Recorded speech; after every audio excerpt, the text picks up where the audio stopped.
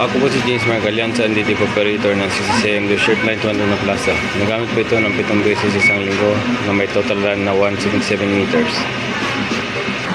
Ito po yung head, capping, wiper. Ganito lang po yung tamang pag-head clean. Tapos mag-head clean, panatiling po nasa ng capping, wiper. Ganito lang po yung tamang pag nasa check. Buo lang po siya. Ito po yung waste tank, kapalit lang po nito kahapon. EVR. Ito naman yung ink tank niya, sa tamang level na naman po. Ito naman yung mga use at unused. Meron akong dalawang fill, 3 white, 3 yellow, 4 na black, isang cyan, isang magenta, 7 solution, isang QE solution, at siyam na powder. Ito naman yung weekly physical inventory ng 60cm updated naman po.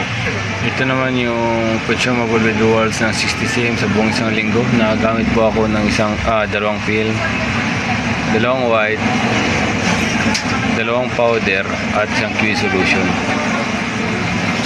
Ito naman yung daily output recording ng 60cm from September 28 up to October 4. Updated naman po. Dito na po tatapos yung vlog ko. Maraming salamat po.